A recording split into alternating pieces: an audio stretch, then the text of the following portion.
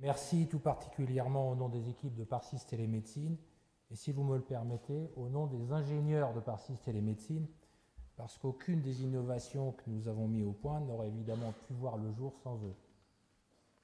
Et puis, puisque vous me permettez de dire un mot, je vais vous en dire deux. Le premier sur la télémédecine et puis le deuxième sur l'appétit des Français pour l'innovation. On m'a permis d'être un peu clivant, donc je me fais un peu plaisir.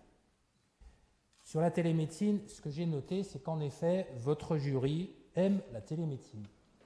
Vous aimez la télémédecine puisque vous avez eu le bon goût de mettre en avant, dans les 4 dernières années, 3 entrepreneurs qui, de près ou de loin, touchent à la télémédecine. Vous en avez cité quelques-uns tout à l'heure, d'ailleurs. Ça, c'est à la fois étonnant, car c'est un secteur qui est encore, j'allais dire, toujours en phase de démarrage, mais c'est, je pense, aussi visionnaire, car je suis convaincu que la télémédecine sera une part importante de la vie des gens dans les décennies à venir. Demain, j'enverrai mes signes vitaux, ma tension, ma saturation en oxygène, mon électrocardiogramme, ma glycémie, de là où je me trouve, mon lieu de travail, un avion, un bateau, au pôle Nord, vers le cabinet de mon médecin ou à un centre médical distant pour interprétation et éventuellement intervention d'urgence. Demain, mon médecin généraliste obtiendra instantanément les services d'un grand spécialiste si je présente des symptômes qu'il ne sait pas diagnostiquer. Demain, je serai suivi, coaché, à distance, si je dois subir à domicile une affection de longue durée. En fait, ce futur que je vous décris, il existe déjà. Le plus grand bateau du monde, le Marco Polo de la CMA-CGM, 3 ou 4 terrains de football mis bout à bout, dispose à bord d'une station fabriquée par Parsis Télémédecine, qui a été conçue à l'origine pour les A380 d'Air France, mais qui est maintenant sur les bateaux, qui lui permet d'être en communication instantanée avec un centre médical à distance, sur toutes les mers du monde, bien sûr.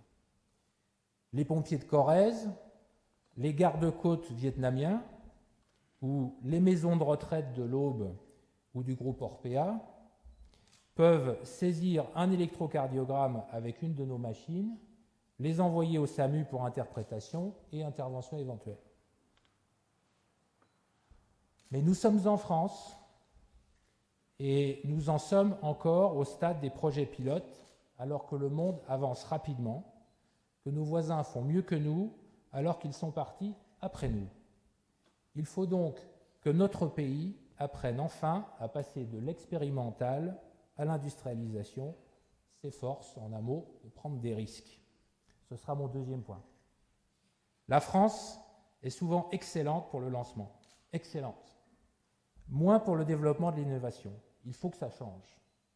Dans notre métier, ça se traduit par les pattes claires des pouvoirs publics qui encouragent la télémédecine, vraiment, en la dotant de quelques dizaines de millions d'euros pour des expérimentations, mais qui interdisent à la sécurité sociale le remboursement des médecins qui pratiquent des actes de télémédecine.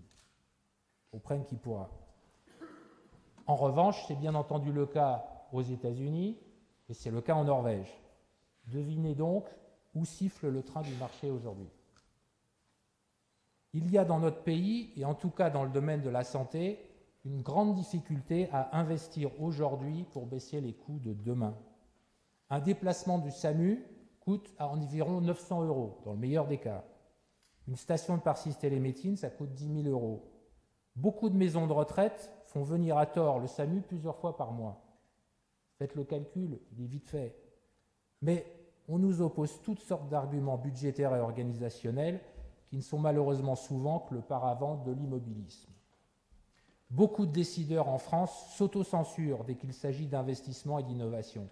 Et le pire est que du point de vue de leur carrière, ils ont peut-être raison, car dans notre culture de management, il leur sera plus facilement reproché d'avoir surinvesti dans des projets incertains que d'avoir raté une occasion de gagner des marchés et donc de l'emploi, de transformer leur environnement et leur organisation. À force de craindre l'échec, nous avons fini par en faire une culture de l'inaction. Nous devons changer cette culture mortifère. La frilosité n'est plus de mise quand le monde entier connaît la croissance, ne n'oublions pas, sauf notre vieille Europe, ne n'oublions pas. quand des pans entiers de l'industrie sont en difficulté et que nous pouvons bouger. Ainsi, dans notre secteur, les dispositifs médicaux, la balance commerciale est de 50% négative et décroît chaque année. Donc continuons à ne pas investir et soyons sûrs que les systèmes médicaux continueront d'être fabriqués en Chine et aux États-Unis avec la certitude un peu lâche que les plâtres ayant été essuyés ailleurs, nous pourrons enfin acheter des technologies sûres qui ne risqueront pas de nous être reprochées. Donc merci à vous de contribuer par votre prix à contribuer à changer cette attitude conservatrice en donnant aux décideurs, notamment publics, l'envie de prendre quelques risques. Merci Jean-Louis.